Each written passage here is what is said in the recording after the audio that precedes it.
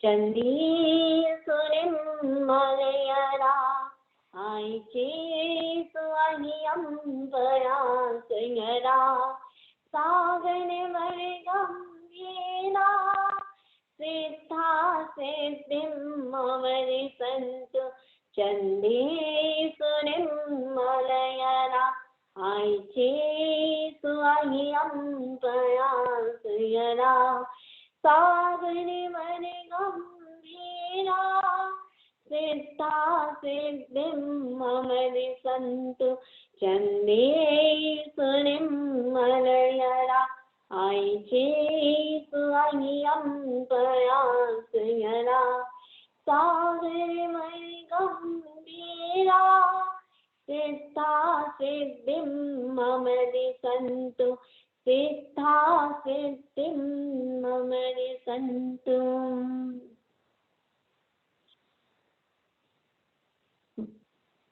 32 आगम कहे गए हैं। 32 आगमों को देखिए, 11 अंग और 12 उपांग बताए हैं। 11 अंगों में एक आगम आता है सूत्रकृतांग आगम। आज हम सूत्रकृतांग आगम की चर्चा करेंगे। सूत्रकृतांग का पहला अध्ययन की चर्चा करेंगे। कहते हैं कि जीवन एक सच्चाई है और संसार का प्रत्येक प्राणी जीवन जीता है, मगर जीने में बहुत अंतर होता है। हर व्यक्ति का अपना अपना तरीका जीने का होता है। महत्वपूर्ण बात यह नहीं होती कि कौन व्यक्ति कितना जीवन जीता है। किसी की उम्र 20 वर्ष भी हो सकती है, 50 भी हो सकती है, 60 भी हो सकती है। महत्वपूर्ण बात यह होती है कि कौन व्यक्ति कैसा जीवन जीता है, पूरे लाइफ में रहते हुए भी उसका जीवन कैसा होता है। जीने का भी एक उद्देश्य होता है। चिंतनशील व्यक्ति को अपने जीवन का लक्ष्य निर्धारण अवश्य करना चाहिए। स्वामी विवेकानंद ने कहा है, लक्ष्य को अपने जीवन का कार्य समझो, हर समय उसी का चिंतन करो, उसी का स्वप्न देखो और उसी के सहारे जीवित रहो। हर व्यक्ति को अपने जीवन में कोई ना कोई लक्ष्य बनाना चाहिए और जो व्यक्ति लक्ष्य पूर्वक जीवन जीता है वह अधिक सफल होता है। सबके जीवन का लक्ष्य समान नहीं होता है। भिन्न भिन्न परिस्थितियों में जीने वाले व्यक्तियों का लक्ष्य भी भिन्न भिन्न ही होता है और एक व्यक्ति के अनेक लक्ष्य भी हो सकते हैं। किसी व्यक्ति संपूर्ण जीवन में हम देखें तो किसी व्यक्ति का शॉर्ट टर्म गोल होते हैं, किसी के मिड टर्म गोल होते हैं और किसी के लाइफ लॉन्ग भी गोल होते हैं। अध्यात्म के आचार्यों ने भी देखिए जीवन का एक लक्ष्य निर्दिष्ट किया, उन्होंने भी जीवन का उद्देश्य दिया और वह उद्देश्य है आत्मशोधन, कि व्यक्ति कैसे अपनी आत्मा की शुद्धि करे। आत्मा की शुद्धि के लिए धर्म की आराधना की जाती है। आज हम सूत्रकृतांग आगम की चर्चा करने जा रहे हैं। सूत्रकृतांग आगम में सुधर्मा स्वामी जम्बो मुनि को उपदेश दे रहे हैं और जम्बो पूछ रहा है सुधर्मा को कि भगवान ने क्या क्या बात बताई है। पहला श्लोक आता है, बुद्धिश्च तुयुक्तेज।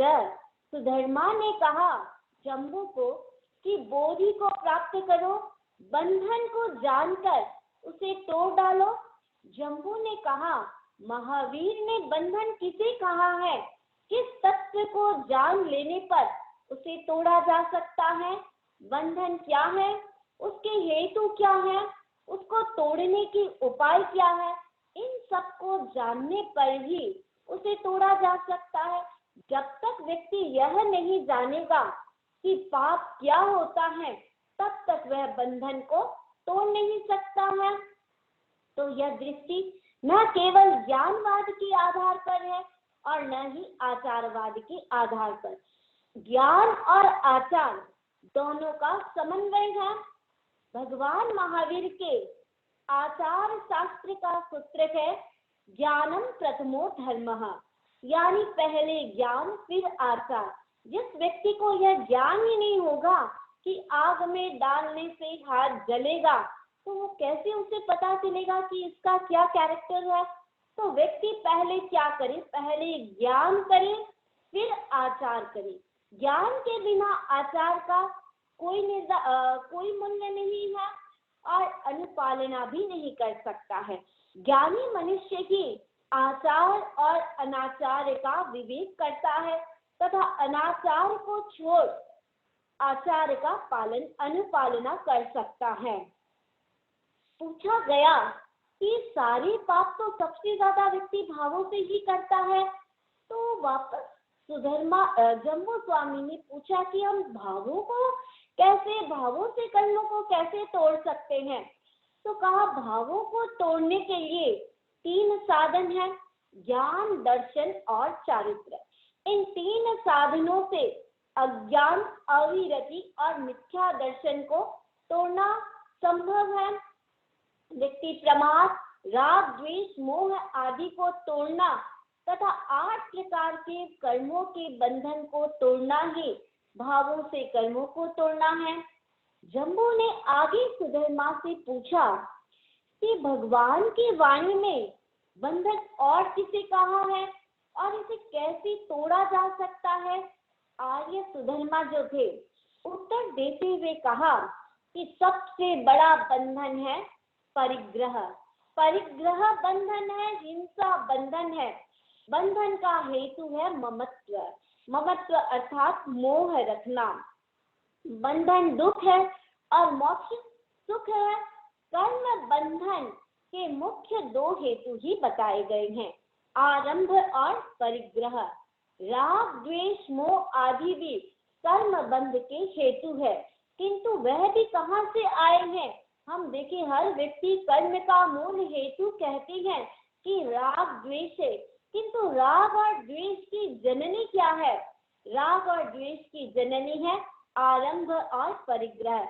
बिना हिंसा और बिना परिग्रह के व्यक्ति के भीतर राग और द्वेष नहीं आ सकता है।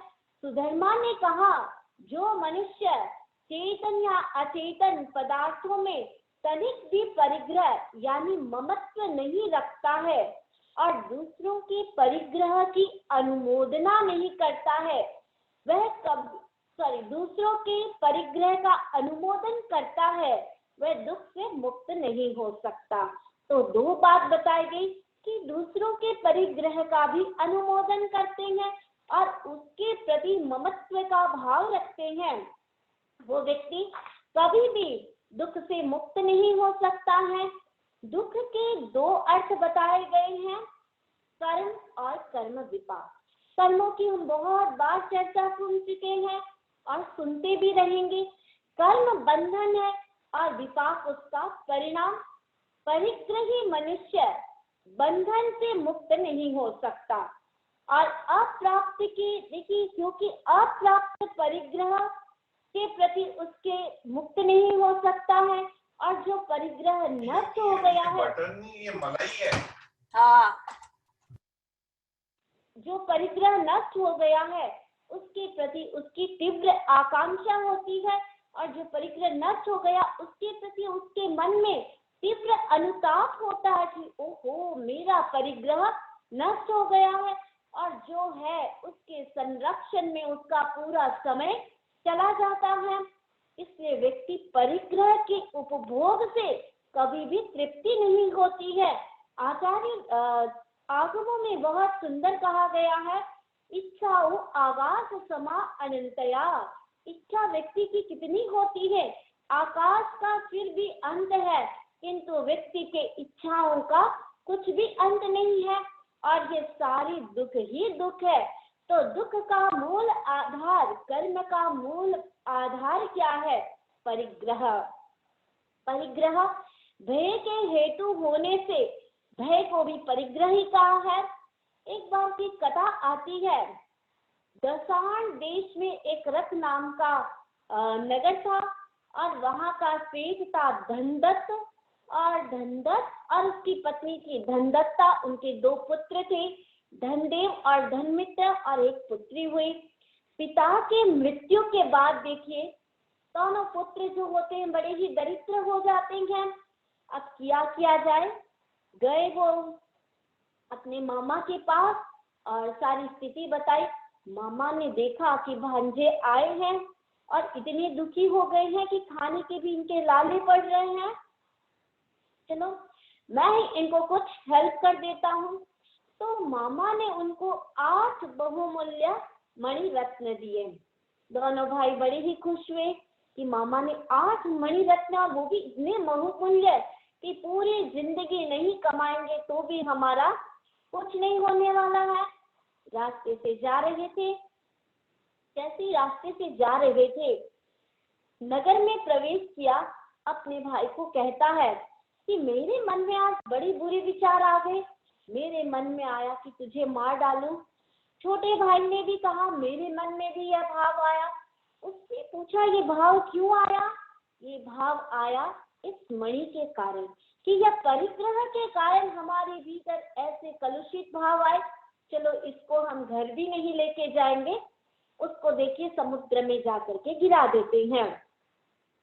अब संयोग ऐसा होता है कि एक बार उसकी माँ मार्केट में जाकर के मछली लेकर के आती है। जब मछली लेकर के आती है, मछली को कट करती है, उसी समय देखिए वो ही पोटली 8 मणियों की निकलती है। अब माँ के मन में आया कि पुत्र और पुत्रियों को मार दो तो फिर शायद ये बच्चा सारा धन मेरे पास आ जाएगा। पुत्री ने देखिए धन देख लिया और वह माँ को बोली मुझे दो। दोनों में आपस में खींचातान होने लगी। पुत्री को बड़ा गुस्सा आया और माँ के ऊपर उसने कुछ फेंका और उसी समय हो गई माँ की मृत्यु। और दोनों के आपस की झगड़े में पुत्री की भी मृत्यु हो गई। दोनों भाई जो बाहर बैठे थे भाग करके आए और देखा कि क्या हुआ। उसने देखा कि अरे यही मणि रत्न, जिस मणि रत्न को हम फेंक करके आए थे वही मणि रत्न यहाँ पर आ गया और ये हादसा हो गया हमारे घर पर। और दोनों भाई सोचते हैं कि देखो जिन मणियों को हमने छोड़ा, जिनको पाप हमने ये सोचा ये परिग्रह दुख का कारण है, वही आज दुख का कारण बन गया।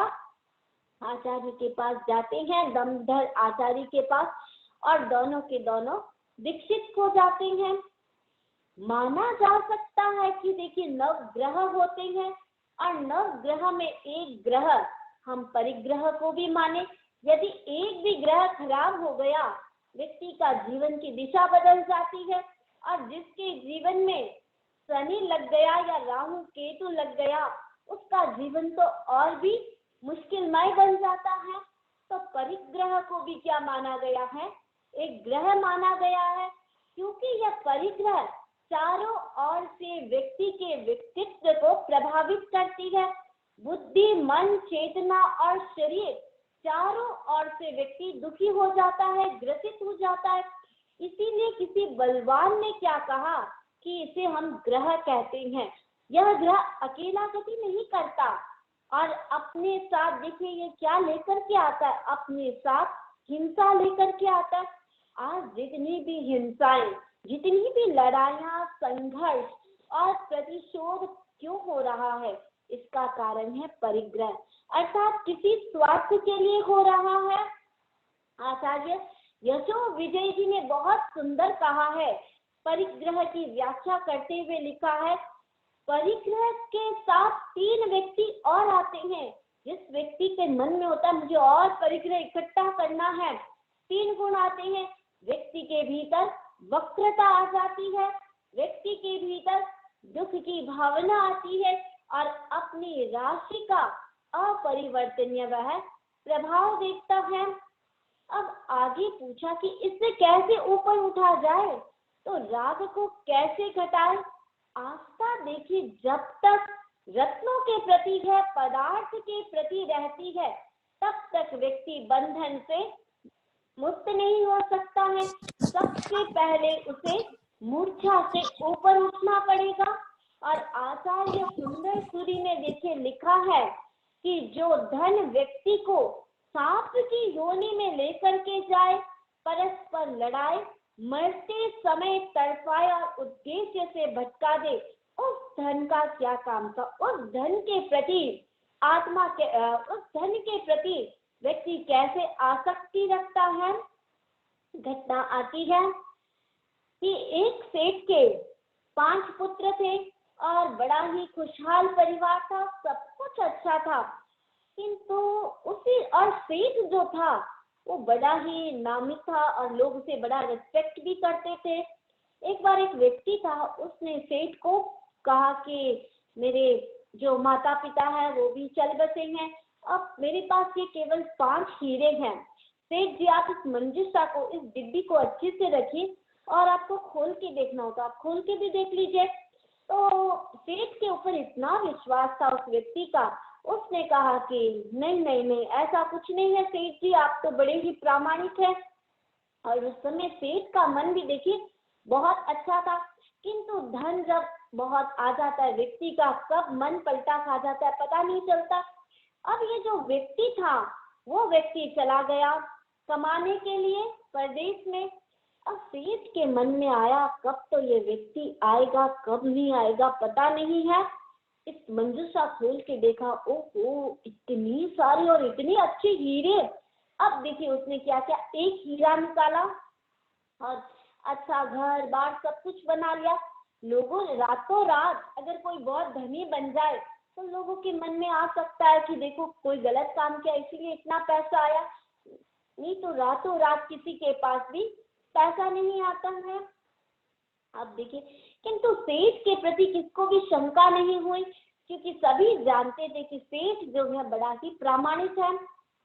अब उसके एक हीरे को बेच के सब कुछ, क्या संयोग ऐसा हुआ कि वो वापस परदेश से व्यक्ति जब लौट रहा था, बहुत पैसा धन सब कुछ कमाया, किंतु जो समुद्र था उस समुद्र में उसकी जो जहाज थी वो टूट गई और सारा का सारा धन उसका वेस्ट चला गया। जैसे तैसे वो अपनी जान बचा करके आया, कोई बात नहीं, जान बच के आ गया। अब सोचा कोई बात नहीं, किंतु मेरे पास अभी भी 5 हीरे। सीधा गया सेठ के पास और सेठ जी को बोला मेरी मंजूषा दे दीजिए, डिब्बी दे दीजिए। सेठ जी एक बार तो उसे देखा, हक्का बक्का रह गया। फिर दूसरी बार बोला कौन सी मंजूषा, क्या मंजूषा, मैं तो तुम्हें पहचानता भी नहीं हूँ। उसने कहा सेठ जी देखिए मैंने आपको अमुक दिन दिया था, ऐसे किया। नहीं नहीं, मैं तो तुम्हें पहचानता भी नहीं हूँ, कुछ भी नहीं करता, तुम मुझे बताओ कि कब क्या किया था। ठीक है, लोग वो सेठ उसको दुत्कारते हैं, सब कुछ करते हैं और उसको बाहर निकाल देते हैं। लोग भी सोचता है, और वो इतना आर्त ध्यान करता है, लोग सोचते हैं ये पागल हो गया, और उसी आर्त ध्यान में देखिए वो मृत्यु को प्राप्त हो जाता है। मृत्यु को प्राप्त होने के बाद मरा किससे, आर्त ध्यान के कारण, और वो भी धन की लालसा में। मर करके बना वो सर्प, और सर्प बन करके भी देखिए अब घटना ऐसी घटती है कि अब सेठ के पहले पुत्र की शादी होती है। पहले पुत्र की शादी में वो सेठ जो है शादी करता है। जैसे ही पुत्र वधू को घर पर लेकर के आता है, पहली सीढ़ी में पुत्र वधू पैर रखती है कि अचानक से उसके पति का, नया नया शादी करके आया पति, बेटा जो था उसका एक्सपायर हो जाता है। सेठ को बड़ा दुख लगता है कि अरे देखो आज तो शादी करके आया, प्रवेश भी नहीं किया, उसने पहले ही मृत्यु हो गई। कोई बात नहीं, दूसरे बेटे की शादी की, वही हाल। अब सेठ ने सोचा मुझे किसी बेटे की शादी नहीं करनी है, फिर भी लोगों का आग्रह था, शादी की। 2 विधवा बहुएं अभी घर पर ही है। अब देखिए तीसरे चौथे बेटे की भी शादी की, 4 बेटे चल बसे। अब 5वें बेटे की उसने कहा कुछ भी हो जाए मैं तो शादी नहीं करूंगा तो नहीं करूंगा, ठीक है। किंतु एक पिता का आग्रह था कि अगर मेरी बेटी का शादी करना ना सेठ आपके घर पर ही करूंगा, ठीक है। सेठ ने हाँ भर दी। बेटी जो थी वो बड़ी खुश थी। उसी समय एक संत आते हैं और संत को हंसी आ जाती है। लड़की सोचती है क्या बात है, क्यों हंसा यह, उसे पूछते हैं कि क्यों हंसे आप। उस संत ने कहा नहीं कोई बात नहीं, कि संत आप हंसे हो, कोई ना कोई रीजन तो है। तो उसने सारा रीजन बता दिया कि देखो तुम जाओगी और उस दिन तुम्हारे पति की मृत्यु हो जाएगी। उसने कहा कि अगर आपको ये बात पता है कि मेरे पति की मृत्यु हो जाएगी तो आपको ये बात भी पता होगी कि इससे कैसे सल्यूशन पाया जाए। उसने कहा कि ठीक है, सल्यूशन बता दिया। शादी का दिन था, शादी होकर के आ रही थी। जैसे ही प्रवेश करने लगी उसने कहा ठहर जाओ, सबसे पहले प्रवेश मैं करूंगी। आश्चर्य हुआ सबको। वो जमाना ऐसा था जहाँ पर कोई भी ससुर से बात तक नहीं करते थे, किंतु उसने कहा कि ठहर जाओ, सबसे पहले मैं प्रवेश करूंगी।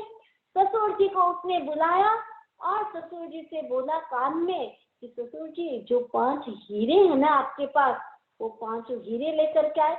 एकदम ससुर जी सकपका गए। आज तक किसी सेकंड व्यक्ति को भी हीरे के बारे में नहीं पता, इसको कैसे पता चला। उसने कहा ससुर जी, ये सोचने का समय नहीं है, अगर आपको अपने बेटे को बचाना है तो ले आइए। ठीक है, लाए, दूध का कटोरा लाया और सर्प देवता को याद किया। कहा सर्प देवता, आप अपने जितने हीरे थे उतने हीरे लेकर के चले जाइए। बोलिए सर्प कितने हीरे लेकर के जाएगा? केवल वो 5 हीरों में से 1 हीरा लेकर के गया। कहा और भी आपके जो 3 हीरे पड़े, एक तो चलो ससुर जी ने उसको बेच करके जो भी कर दिया, और 3 हीरे। सर्प अपनी भाषा में कहता है, क्योंकि देवता होता है, व्यंतर जाति का होता है, वो कहता है कि मैंने ऑलरेडी इनके 4 पुत्रों को ग्रसित कर लिया है, इसलिए अब मेरे पास एक ही है, तो एक ही लेके जाऊंगा। कहने का तात्पर्य यह है, देखिए परिग्रह व्यक्ति को क्या क्या करा देता है। तो जिस परिग्रह से व्यक्ति दुखित हो, उस परिग्रह पर क्यों व्यक्ति आसक्त हो रहा है? तब पूछा गया कि व्यक्ति अनासक्त की चेतना कैसे जगाए, कैसे उसके भीतर परिग्रह के प्रति अनासक्ति आए। तो पहली बात कही गई कि उसके प्रति मूर्छा न रखे, व्यक्ति को जितना आवश्यक है उतना रखे, किंतु उसके प्रति ममत्व की भावना न जगाए। शंका और रांका और बांका, देखिए 2 आपस में पति पत्नी थे। रांका और बांका का जीवन बहुत ही सीधा सरल था और निर्मल था, पवित्र था, और वो घर पे रहते हुए भी वैरागी संत की तरह रहते थे। और कई बार ऐसा होता था कि वो उनको खाने को भी नहीं मिलता था, एक वक्त का रोटी भी। वो सोचते थे कि चलो आज भगवान की दया से हमारा सहज ही उपवास हो गया। उनका जीवन जो था, प्रतिदिन वो प्रातःकाल लकड़ियां काट करके लाते थे, लकड़ियों को मार्केट में बेच देते थे और उनका जीवन ऐसे ही चलता रहता था। एक बार की बात ऐसी घटी कि रांका जो था वो आगे चल रहा था और उसकी पत्नी बांका वो पीछे चल रही थी। अब रांका जब आगे चल रहा था, उसने देखा कि एक हीरे की पोटली थी और उसमें बहुत सारे हीरे थे। उसने सोचा कि अरे मेरी पत्नी पीछे आ रही है, कहीं वो इस हीरे की पोटली को देख करके आसक्त नहीं हो जाए। इसके ऊपर मिट्टी डालने लगा। इतने में ही उसकी पत्नी आती है बांका और पूछती है क्या कर रहे हो। तो सारी बात बता दी कि ऐसे हीरे की पोटली है और मुझे लगा कि तुम इस पर आसक्त नहीं हो जाओ। उसे हंसी आ गई। उसने कहा मिट्टी से ही मिट्टी को मिला दिया, कि तुमने ये कैसे सोच लिया कि ये हीरे हैं, ये तो मिट्टी में मिट्टी को मिला दिया तुमने। जब रांका ये बात सुना अपनी पत्नी से, उसे आश्चर्य हुआ कि ओहो, ये तो मेरे से भी ज्यादा क्या है, ज्यादा पक्की है और इसके प्रति इसके मन में कोई भी ममत्व और मूर्छा नहीं है। जब तक व्यक्ति के भीतर मिट्टी और सोने का भेद कायम है, तब तक व्यक्ति जीवन में अपनी दिव्यता को नहीं पहचान सकता है। जब तक वो अनासक्ति का अभ्युदय नहीं हो सकता है, अनासक्ति का जीवन नहीं जी सकता। तो व्यक्ति ये सोचे कि हर चीज मिट्टी है, मिट्टी से ही तो हर चीज बनी हुई है। तो इधर सुधर्मा स्वामी जम्बू से कह रहे हैं कि परिग्रह से व्यक्ति को ऊपर उठना चाहिए। 3rd श्लोक में बताते हैं कि परिग्रही मनुष्य प्राणियों का स्वयं हनन करते हैं अथवा हनन कराते हैं, और हनन करने वालों का अनुमोदन भी करते हैं। वे अपने बेर को आगे बढ़ाते हैं और वे कभी भी दुख से मुक्ति नहीं हो सकते हैं, क्योंकि परिग्रह को इकट्ठा करने के लिए कितने कितने व्यक्ति को काम करने पड़ते हैं। एक बिजनेसमैन ही जान सकता है कि उसे पैसे कमाने के लिए कितना खोटा धंधा, कितना अच्छा धंधा, सब प्रकार का वो धंधा करते हैं। अब तो उसने भगवान से सुधर्मा स्वामी से पूछा कि अगर इन सारी चीजों से दुख मुक्ति नहीं हो सकती, तो पूछा वापस कि दुख मुक्ति क्यों नहीं हो सकते हैं, दुख मुक्ति में बाधक तत्व क्या है, क्या क्या ऐसे बाधक तत्व है जिसके कारण कि आज भी व्यक्ति दुखी है। मैं इतने सारे लोग हैं उनसे पूछना चाहूंगी कितने व्यक्ति सुखी है। एक हाथ भी मुश्किल से उठेगा कि हम पूर्ण सुखी है। तो पूछा गया कि क्यों सुखी नहीं है, तो कहा गया, देखिए शास्त्रकार ने कहा है 10वें कालिक सूत्र में कि जे यावी चंडे मैं इड्ढी गारवे, अर्थात कि जो यावी चंडे मैं इड्ढी गारवे पिसुने नरे साहसहीन पेशणे अदिक्त धम्मे विनये अकोविये असंविभागी नहु तत्समुखो। 8 बातें बताई गई है जिसके कारण के व्यक्ति दुखी रहता है। सबसे पहली बात बताई गई चंडे, यानी व्यक्ति क्रोधित रहता है। उसका व्यवहार कैसा होता है, एकदम क्रोधपूर्ण व्यवहार। जो आदमी बार बार चंडता का प्रयोग करता है, प्रकृति से जटिल होता है, जिसकी प्रकृति बड़ी ही वक्र टाइप की होती है, उसके लिए दुख मुक्ति कठिन है।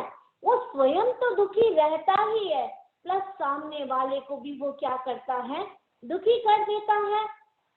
साधक को चंडालोचित यानी चंडालोचित आचरण नहीं करना चाहिए, अर्थात कि निर्दयता पूर्वक आक्रोशपूर्ण और द्वेषपूर्ण व्यवहार नहीं करना चाहिए।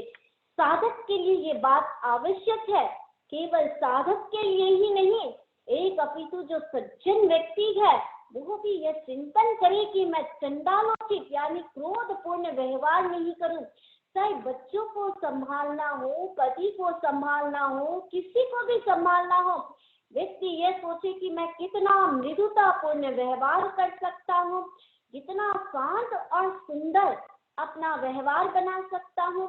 आचार्य महाप्रज्ञ जी देखिए फरमाते थे, मृदुता मूल है, कठोरता तो कभी कभी करनी पड़ती है।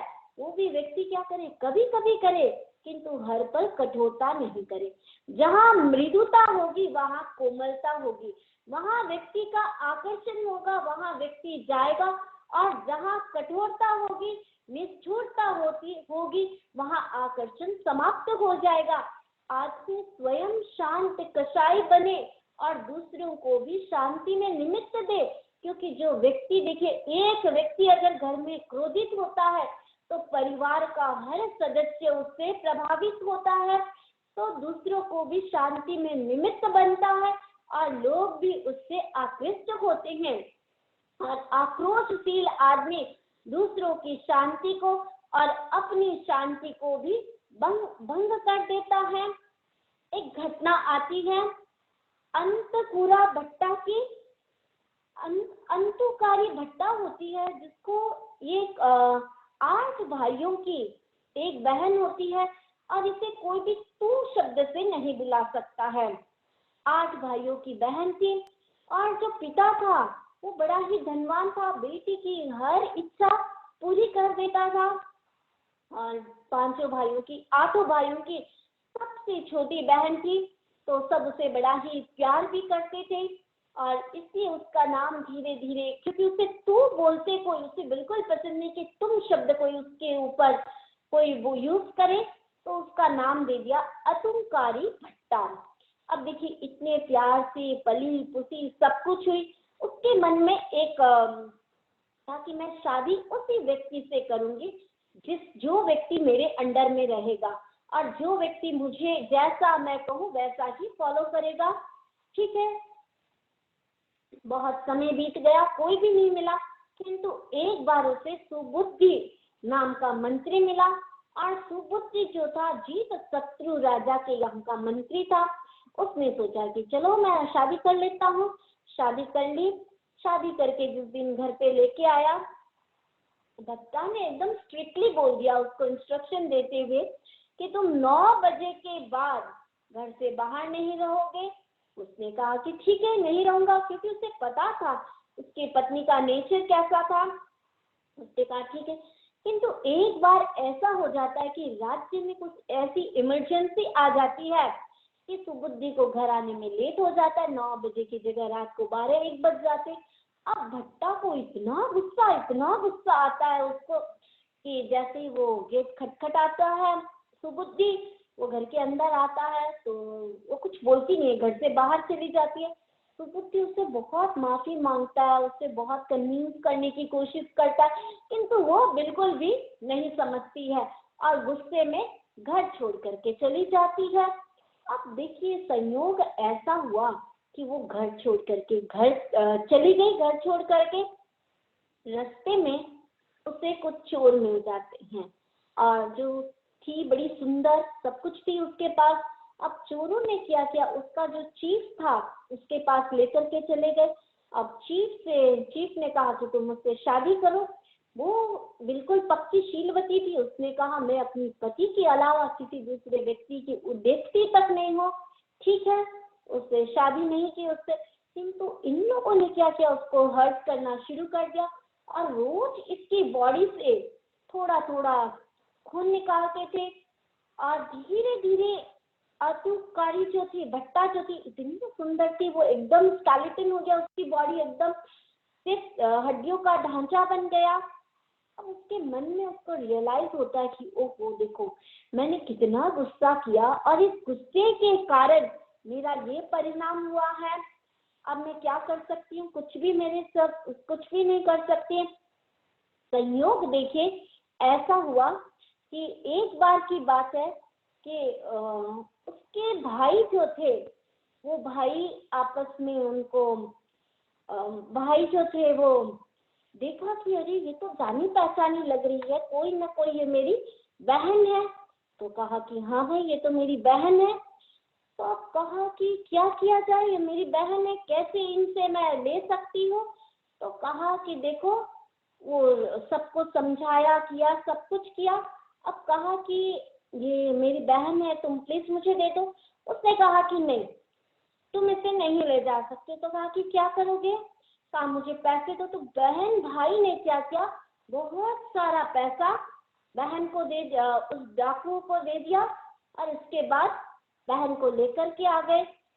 अतुनकारी जो थी अपने पति के घर पर आती है, पति से बहुत माफी मांगती है और जो उसका गुस्सा था, देखिए वो गुस्सा बिल्कुल शांत हो गया। एक बार इंद्र की सभा में ऐसे मीटिंग चल रही थी, तो मीटिंग में पूछा कि कौन इतनी शांत है और जो हर किसी को क्षमा कर दे। तो कहा कि धरती पर अतुनकारी भट्टा है, कितना कुछ भी कर लो उसके साथ, वो कभी भी गुस्सा नहीं करती। एक देवता साधु का वेश बना करके उसके घर पर आता है और कहता है कि मुझे लक्ष्य पाक तेल, देखिए उस जमाने में सबसे ज्यादा लक्ष्य पाक तेल चलता था, उसका खाली टच करने से भी जला हुआ व्यक्ति भी ठीक हो जाता था बिल्कुल। उसने कहा कि मुझे चाहिए। ठीक है, देखिए वो मुनि लिया, लेते उसके हाथ से गिर गया, कोई बात नहीं। दूसरा घड़ा मांगा, मुनि ने हाथ में लिया, गिर गया। अब मुनि डर गया, तीसरा लिया, वो भी टूट गया। तो अतुनकारी भट्टा ने कहा कि डरने की कोई जरूरत नहीं है, मैं गुस्सा नहीं करूंगी तुमसे। आश्चर्य हुआ उसको कि एक व्यक्ति गुस्सा नहीं करेगा, ऐसे कैसे हो सकता है। उसने कहा कि गुस्से के परिणाम को मैं देख चुकी हूँ कि गुस्से का परिणाम क्या होता है। तो व्यक्ति देखिए अतुनकारी भट्टा से प्रेरणा ले सकता है कि गुस्से से व्यक्ति क्या क्या जीवन में बन सकता है। और तो और देखिए हम चंड कौशिक के जीवन को देखिए और इतिहास में बहुत सारी ऐसी घटनाएं आती है जिसके कारण व्यक्ति कितने कितने परिणामों को भोगता है। तो शास्त्रकार कहते हैं कि व्यक्ति को पहली बात, अगर दुख में सबसे बड़ा दुख है तो वो दुखी होता है, तो उसका सबसे पहला कारण चंड यानी वो व्यक्ति क्रोधित रहता है, शास्त्रकार कहते हैं। और हमने भी कई बार देखिए अर्हत वंदना में बोलते हैं, जय अबुद्धा ऐ कंता, जय अबुद्धा अना गया। संति तेसिम परिष्ठानम भूयानम जगई जहां। जितने अरहत अतीत काल में हो चुके हैं और जितने भविष्य में होंगे, यह भी कहा जा सकता है कि जितने अरहत वर्तमान में है, उन सब का आधार क्या है? उन सब का आधार शांति है। जैसे प्राणियों का आधार क्या है? धरती, पृथ्वी। जिस प्रकार धरती हमारे लिए आधार है, उसी प्रकार केवल ज्ञानियों के लिए शांति आधार है। बिना शांति के देखिए व्यक्ति केवल ज्ञानी भी नहीं बन सकता। यहाँ तक कि सूत्र कृतान में कहा है, जो व्यक्ति बहुत ज्यादा क्रोधी होता है, जो व्यक्ति शांत जीवन नहीं जीता है, उसके भीतर अभी तक सम्यक दर्शन भी नहीं आया है। और शांति नहीं है तो सम्यक्त्व भी उसका समाप्त हो जाएगा। श्रावकत्व को भी देखिए, शांति चाहिए, आदमी को भी शांति चाहिए। अथवा मोक्ष प्राप्ति के लिए भी व्यक्ति को सबसे पहली बात है कि सबके प्रति मृदु व्यवहार संपन्न बनना होगा और चंड व्यवहार को व्यक्ति को त्यागना होगा। तो सबसे पहली बाधा बताई गई है चंड। दूसरी बाधा बताई गई है मैं इड्डी गारवे, यानी मति और रिद्धि का अहंकार। जो व्यक्ति देखिए मति और रिद्धि का अहंकार करता है, वह कभी भी शांति से नहीं रह सकता है। इसलिए कहा गया कि आदमी जो होता है, किस बात का घमंड करे वह यह सोचे कि मेरे पास तो कुछ भी नहीं है, न धन का, न ज्ञान का, न सत्ता का गर्व करना चाहिए। धनवान व्यक्ति जो होती है, उनके लिए 4 परामर्श है कि व्यक्ति धन का पहला परामर्श कि अगर आपके पास धन है तो धन का अहंकार मत करो। दूसरी बात बताई गई, धन के प्रति ज्यादा आसक्ति मत रखो। तीसरी बात बताई गई, कभी भी धन का दुरुपयोग मत करो। और चौथी बात बताई गई, ज्यादा लोभ की प्रवृत्ति मत रखो। हाय हाय, व्यक्ति क्या सोचता है, आज इतना कमाया, कल इससे और डबल, कल इससे ट्रिपल, तो हाय हाय न करे। घटना आती है कि एक बार की बात है कि तक्षशिला में एक धनाढ्य सेठ था और उसका नाम था दानमर्जी। जैसा नाम था वैसा दानी था, किंतु जो उसका पुत्र था धनदेव, वो पिता की बात को मानता नहीं था। उसको ऐसा लगता था कि मैं कितना और धन कमा सकूं। वह बड़ा सरल स्वभाव का भी नहीं था, किंतु पिता जो था वो बड़ा ही सरल स्वभाव का था। बेटा लोभ वृत्ति वाला था, झूठ कपट धोखेबाज कर धन हरण करने में सदा तत्पर रहता था। उसका एक ही लक्ष्य रहता था कि मैं कैसे और ज्यादा से ज्यादा धन को इकट्ठा कर सकूं। अतः लोग उसे कहने लग गए, धन देव से लोभ देव कहने लग गए। एक बार वो पिता से कहता है कि पिताजी, मैं विदेश जाना चाहता हूँ और वहां से धन कमाना चाहता हूँ। पिता ने कहा कि देखो, हमारे पास इतना धन है कि 7 पीढ़ियां भी ये धन खा सकती है, हमें कोई धन की जरूरत नहीं है। फिर भी बेटे ने जिद किया कि नहीं पिताजी, कुछ भी हो जाए, मुझे तो परदेश जाना ही है कमाने के लिए। ठीक है, जाना है तो जाओ भाई, कुछ नहीं बोला। अब चलते चलते देखिए वो सोपारपुर पहुंचा, उस गांव में पहुंचा। वहां उसके पिता का मित्र रहता था भद्रसेठ, और भद्रसेठ का जो जीवन था बहुत ही सीधा साधा था। सेठ का व्यापार भी अच्छा चलता था और संतोषी जीवन था। किंतु ये जो लोभदेव होता है, जिसका नाम धनदेव से लोभदेव हो गया, अब ये धनदेव क्या करता है, उसको सब बात बताता है कि देखो हम ऐसे जाएंगे, ऐसे कमाएंगे, सब कुछ करेंगे। उसके भीतर लोभ की भावना भर देता है। अब भद्रसेठ के भीतर भी लोभ आ जाता है और दोनों के दोनों अब तैयार होते हैं और वहां से उस गांव से रवाना होकर के वो रत्न द्वीप में पहुंचते हैं। वहां से वो बहुत धन इकट्ठा करते हैं और दोनों पार्टनर बन जाते हैं। और रत्न द्वीप पहुंच करके इतना श्रम किया, धन कमाया। बहुत धन कमाने के बाद उसने कहा कि अब धन हमारा इनफ हो गया, अब हमको घर के लिए रवाना होना चाहिए। ठीक है, अब देखिए नौका से, किसी वह जमाना था जहाँ पर कोई ट्रेन नहीं, फ्लाइट नहीं, कुछ भी नहीं, नौका से रवाना होकर के आ रहे थे। जैसे ही नौका समुद्र के बीच में पहुंची, धनदेव जो था उसके मन में कलुषित भाव आते।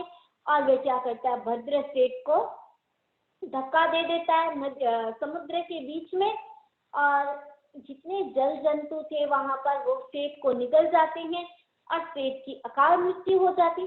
अकाल मृत्यु के कारण वो जो सेठ था, भद्र सेठ, व्यंतर योनि में पैदा होता है। अब वो अपने अवधि ज्ञान से देखता है कि अरे मैं ऐसी योनि में कैसे आ गया, इतनी खराब योनि में क्या पाप किया मैंने, ये ऐसी योनि में आया। अपनी अवधि ज्ञान से अपना पिछला भव देखता है तो ओहो, इस धन देव के कारण, यानी ये लोभ देव ने मुझे मारा, ये जान करके अब देखिए वो भी, अब उसके भीतर भी बदले की भावना आ गई। अब जब बदले की भावना आई, उसे इतना भयंकर गुस्सा आया। जो धन देव था, जिस जहाज में बैठा था, उस जहाज के उसने क्या किए, टुकड़े टुकड़े कर दिए। और अब धनदेव भी बड़ा घबरा गया और वो भी जैसे तैसे मतलब बचा। अब धनदेव सोचा संकट में तो पड़ ही गया हूँ, सारा धन समुद्र में समा गया और योग से वाहन का एक तख्ता जो था ना, उसके हाथ में लग गया और वो जन्म मरण के झूले में झूलता रहा। और खारे पानी से देखिए उसकी आंखों में भी बहुत जलन हो गई थी। 7 दिन के बाद थपेड़े खाते खाते वो तार द्वीप के किसी किनारे लगता है, एक आइलैंड में आ जाता है और लोगों ने उसे बाहर निकाला। और वहां के जो लोग थे वो भी बड़े विचित्र लोग थे और विचित्र प्रकृति वाले थे। बलि के बकरे की तरह 6 मास तक देखिए उसे खिला पिला कर एकदम हुष्ट पुष्ट बना दिया, इतना स्ट्रांग बना दिया। एक दिन लोगों ने मिलकर क्या किया, इतना हुष्ट पुष्ट बन गया, उसकी शरीर से स्थान स्थान से उसके बॉडी से खून निकालते हैं। उसे असह्य वेदना होती है और उस वेदना में वो बेहोश हो जाता है।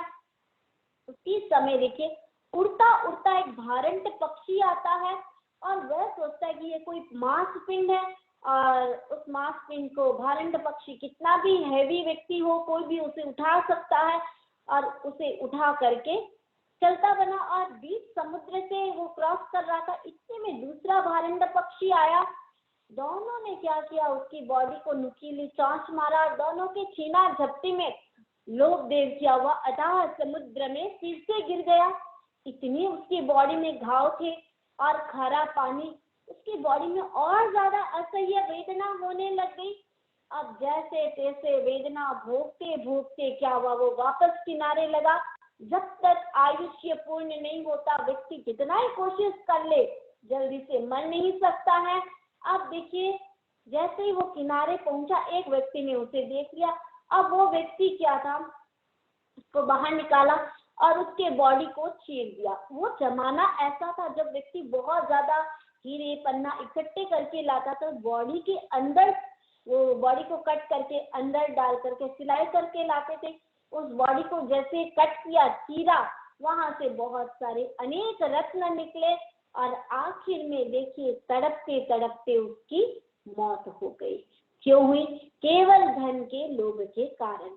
तो व्यक्ति के लिए कहा गया है, धनी व्यक्ति के लिए कहा गया, धन कमाओ अच्छी बात है, किंतु धन के प्रति आसक्ति नहीं रखे, धन के प्रति लोभ नहीं रखे कि और मैं कितना कमा सकूं।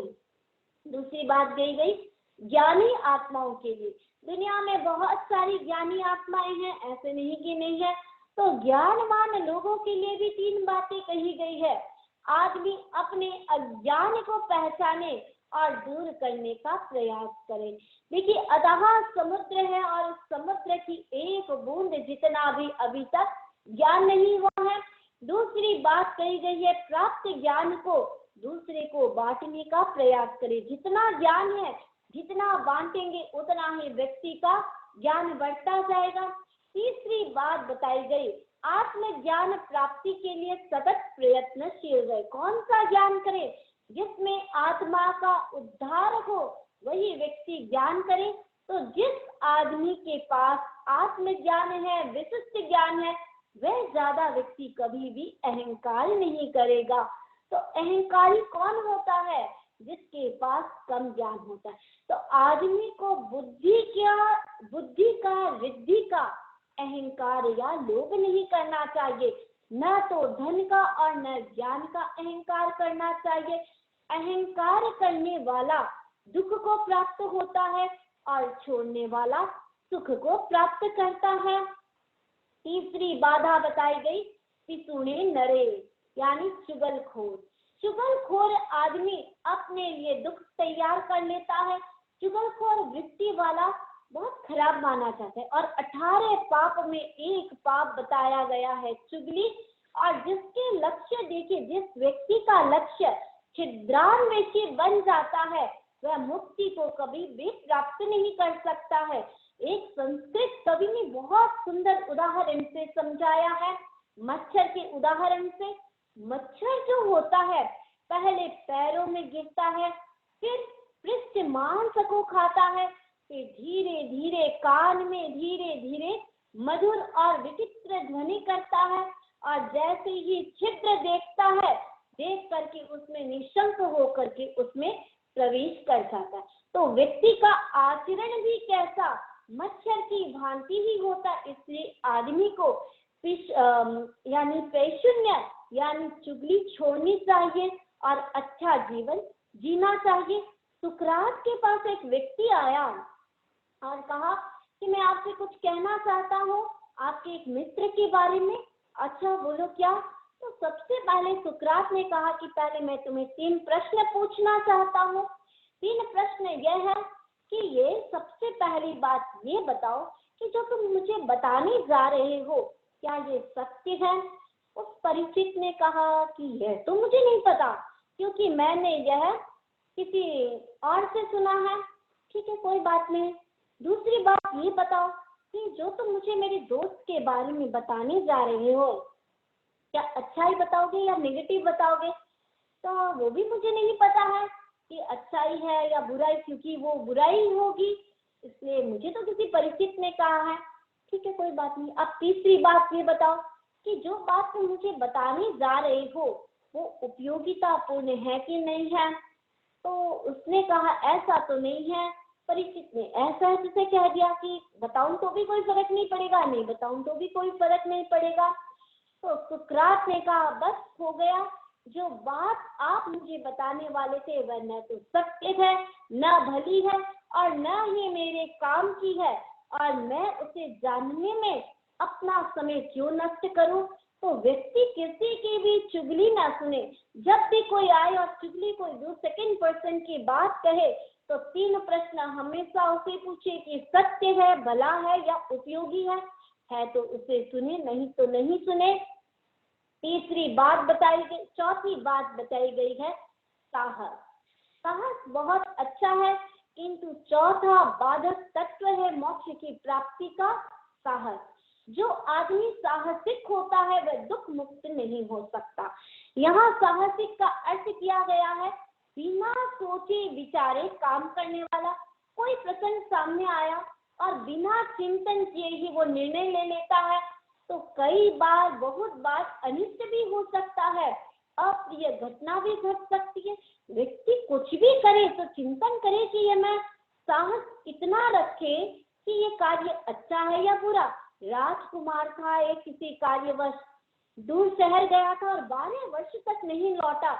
जब वापस लौटा 12 वर्ष बाद, सीधा अपने अंतपुर रानी से मिलने गया। देखा कि एक कोई सोया हुआ है वहां पर। लड़का बड़ा क्रोध आया, तलवार निकाली हाथ में और पूछा कि कौन सोया हुआ। फिर उसे याद आया एक बात कि ओहो, मैंने $1,00,000 में एक अकल खरीदी थी और अकल ऐसी थी बिना सोचे विचारे तत्काल कोई कार्य नहीं करना चाहिए।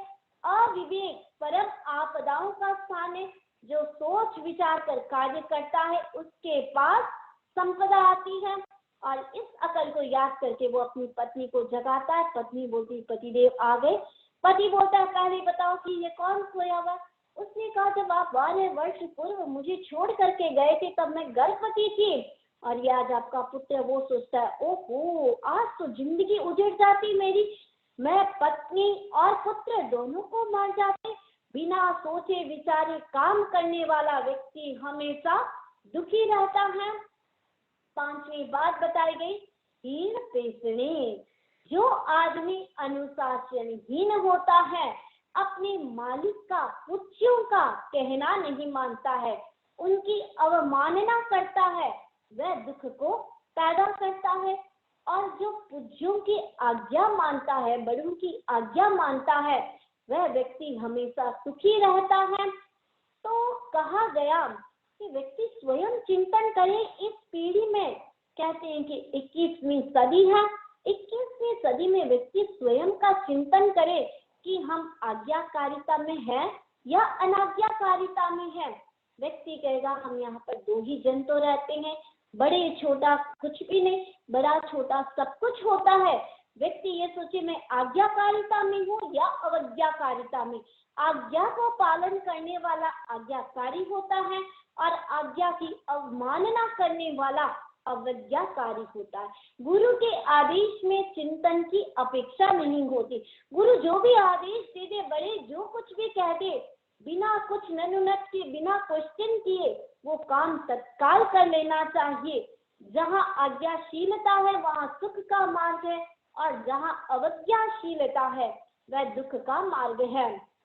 साधु जीवन में भी देखिए कई बार कुछ व्यक्ति ऐसे होते, अविनीतता हो जाती है। एक बार एक गुरु ने शिष्य से कहा कि देखो शिष्य, मुझे ना बहुत जोर से नींद आ रही है और ठंडी भी आ रही है, तुम ये खिड़की बंद कर दोगे क्या? शिष्य ने कहा कि आप कृपा करके ओढ़ करके सो जाइए, वो ज्यादा अच्छा रहेगा। ठीक है भाई, गुरु ने कुछ कहा नहीं। अब दूसरी बार कहा कि तुम ये देख करके आओ कि बाहर है ना बारिश आ रही है कि नहीं आ रही है। शिष्य ने कहा कि देखो अभी अभी ये कुत्ता आया था, मैंने हाथ लगा के देखा तो ये गिल्ला है, इसका मतलब बारिश आ रही है। ठीक है, कोई बात नहीं।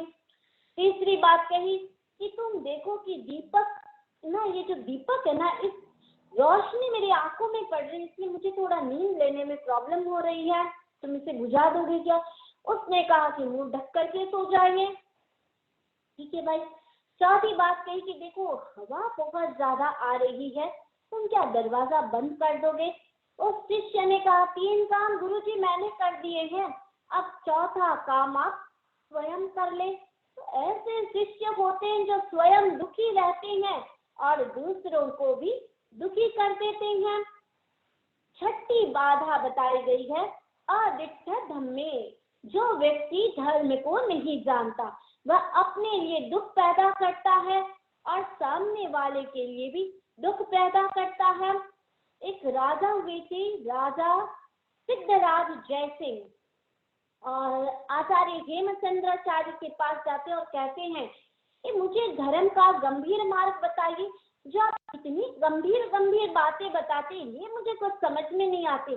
जो व्यक्ति नया नया धर्म से जुड़ा है उसे अगर हम बताने जाएंगे कर्म क्या होते हैं, 25 बोल क्या होते हैं, गुणस्थान क्या होते हैं, आदि ये बातें बताने जाएंगे, व्यक्ति कहेगा हमको कुछ नहीं पता चल रहा, आप सामान्य धर्म की बात बता दें। तो जयसिंह ने कहा आचार्य हेमचंद्राचार्य से कि आप मुझे सिंपल सा धर्म बता दें।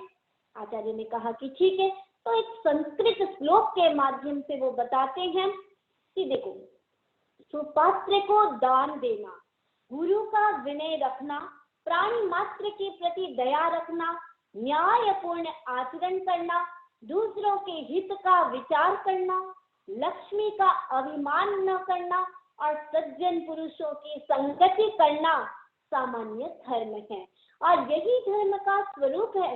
निर्मल बुद्धि वाले व्यक्ति क्या करे, इसका पालन करे। बहुत अच्छा लगा उसे और उसी का वह पालन करने लग गया। तो त्याग धर्म है, भोग अधर्म है, संयम धर्म है, असंयम अधर्म है। तो आदमी धर्म को समझे, बुराइयों को छोड़े। और जिस दिन व्यक्ति गुस्सा, बेईमानी ये सारी चीजें छोड़ देगा वह दुख से मुक्त हो जाएगा और अधर्म के रास्ते पर चलने वाला अथवा अदृष्ट धर्मा व्यक्ति अपने लिए दुख तैयार कर लेता है। 7th बात बताई गई विनय अपोविये, यानी जो विनय को नहीं जानता। उत्तराध्ययन सूत्र के पहले अध्ययन में आप लोगों ने सुना ही है कि एक व्यक्ति को कितना विनम्र होना चाहिए, और जो व्यक्ति विनय को नहीं जानता है वो झुकना नहीं जानता है, पूज्यों का सम्मान करना नहीं जानता है, वह कभी भी सुखी नहीं रह सकता है, वो हमेशा हमेशा के लिए दुखी हो ही रहेगा। इसलिए व्यक्ति को विनय में कुशल होना चाहिए, विनय की आराधना करनी चाहिए, इसमें आत्मा का हित होता है। और विनय की आराधना से देखें, ज्ञान से, दर्शन से, चरित्र से और पर इन सारे से व्यक्ति को मोक्ष की प्राप्ति होगी। तो व्यक्ति क्या करे, विनय की कितनी साधना कर सकता है। आठवीं और अंतिम बात बताई गई है, असंविवागी। जिस व्यक्ति में संविवाद की मनोवृत्ति नहीं होती है, यानी जो व्यक्ति यह नहीं जानता कि मुझे कैसे क्या चीज डिवाइड करनी है, वो दुख को प्राप्त करता है। समाज में जीने वाले व्यक्ति को यदि दूसरों के हिस्से को भी स्वयं लेना चाहता है तो वहां संघर्ष की स्थिति हो जाती है।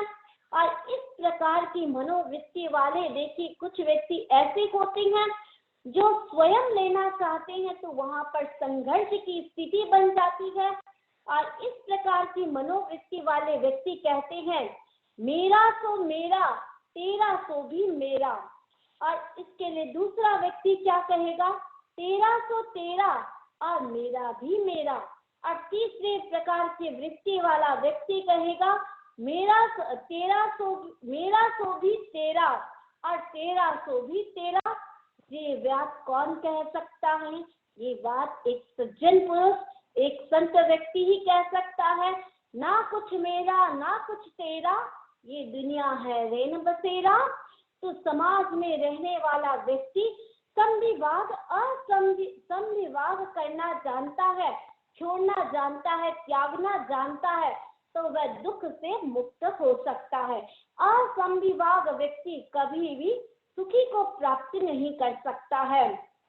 एक मुनि हुए हैं स्वरूप चंद जी मुनि, देखिए, और उस समय उनके साथ बहुत सारे संत थे। जय आचार्य के टाइम की घटना है। और एक दिन ऐसा होता है कि भिक्षा में कोचरी में पानी बहुत कम आया था, इसलिए एक नियम बना दिया गया कि देखो आज जो भी पानी पिएगा ना तो वो माप करके पानी पिएगा। और एक प्याला निर्धारित कर दिया गया था कि इस प्याले को माप करके ही व्यक्ति को पानी पीना है, ठीक है। किंतु एक मुनि ऐसे कि उसमें ओटो जी नाम करके, ओटो जी गए पानी पीने के लिए और बहुत सारा पानी पी गए। तब उनसे कहा स्वरूप चंद जी ने कि देखो भाई, तुमने कैसे इतना ज्यादा पानी पी लिया, आज नियम बनाया गया है कि तुम पानी माप करके पियोगे। उसने कहा, पानी भी क्या कोई मापने की चीज होती है, पानी को कोई मापा जाता है? मुनि श्री जी ने कहा कि कभी भी पानी को हम कोई भी चीज को मापते नहीं है, किंतु आज ऐसी व्यवस्था बनी कि पानी कम आया इसलिए माप करके पीना था। तुमने अतिक्रमण किया है इसका, इसलिए तुम प्रायश्चित करो। उसने कहा कि मैंने कोई अतिक्रमण नहीं किया, गलती की और उसके ऊपर से उसने उद्दंडता पूर्वक दिखाई। देखिए, व्यक्ति के लिए हो सकता है सामने वाले के लिए छोटी सी गलती है, किंतु ये छोटी सी गलती देखिए उसकी छोटी नहीं बहुत बड़ी गलती थी। और इस गलती के कारण उनका संग से संबंध विच्छेद कर दिया गया था। और आचार्य महाप्रज्ञ जी ने देखिए एक दीपिका में बहुत सुंदर कहा है, संविवाद संतुष्ट व्यवस्था साम्य योग की रेखा, पाटी पानी के दर्पण में समाधान है देखा। सहना सीखे रहना सीखे, जीवन का अपमान करें हमें आत्मा का सम्मान, करें हमें आत्मा का सम्मान। कि कहा गया है कि व्यक्ति अगर आत्मा का सम्मान चाहता है तो सबसे पहले वो संविवाद करना सीखे।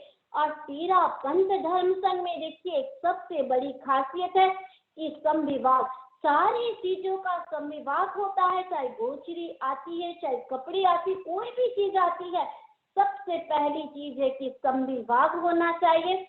तो जो व्यक्ति के लिए कहा गया है, जो व्यक्ति बार बार गुस्सा नहीं करता, मति और रिद्धि का अहंकार नहीं करता, चुगली नहीं करता, बिना सोचे विचारे कार्य नहीं करता, अनुशासनहीन नहीं होता, धर्म को जानने वाला और विनय में अकोविद और संविभाग की मनोवृत्ति वाला होता है, वह व्यक्ति दुख से मुक्त बन सकता है और मोक्ष की प्राप्त कर सकता है।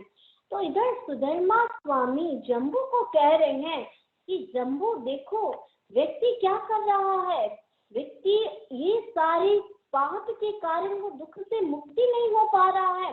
परिग्रह भी एक कारण है और 10वें कालिक में ये 8 कारणों की भी चर्चा की। अब जम्बू स्वामी से कह रहे हैं कि देखो, मनुष्य क्या करता है, माता पिता भाई भार्या आदि में ममत्व रखता है, उनके प्रति इतना मोह रखता है, वह मानता है कि ये सारे के सारे क्या है, मेरे अपने हैं, और इस ममत्व के कारण वह मनुष्य बंधन की मुक्ति को प्राप्त नहीं करता है और जन्म मरण के चक्र को प्राप्त करता रहता है। ममत्व या मूर्छा बंधन का हेतु है, दुख का हेतु है।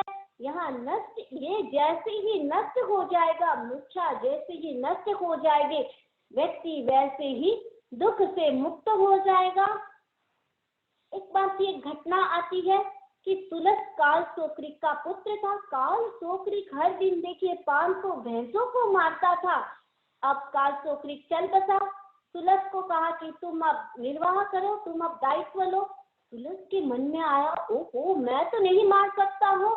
सारे परिवार वालों ने एक सजा धजा के बफेलो को लेकर के आ गए भैंस को और कहा कि इसका क्रियाकर्म करो। उसने हाथ में कुल्हाड़ी ली, किंतु कुल्हाड़ी कहाँ पर मारी, उस बफेलो के ऊपर नहीं, खुद के पैरों के ऊपर, जंघा के ऊपर उसने मारे। सारे लोग बोले हाय हाय, ये तुमने क्या किया, कितना बड़ा गलत कर दिया। उसने कहा कि क्यों, जैसी पीड़ा मुझे होती है वैसी ही पीड़ा इसको भी होती है, इस भैंस को भी। उसने पूछा कि क्या अगर मैं ये पाप कर रहा हूँ, क्या तुम सब मेरे पाप को बांटोगे? सबने कहा कि नहीं। तो इधर आर्य सुधर्मा जम्बू को कह रहे हैं कि कोई भी त्राण देने वाला नहीं है, चाहे पुत्र के लिए, चाहे पति के लिए, चाहे भाई के लिए, बहन के लिए, कितना भी पाप कर लो, व्यक्ति को स्वयं का पाप स्वयं ही भोगना पड़ेगा। तो अब हम आगे सुनेंगे कि जम्बू और सुधर्मा स्वामी में और क्या क्या चर्चा चलती है सूत्र कृतांग में। इन्हीं भावनाओं के साथ ओम अरहम, अरहम का जप करेंगे। हरे हम हरे हम हरे हम हरे हम हरे हम हरे हम हरे हम हरे हम।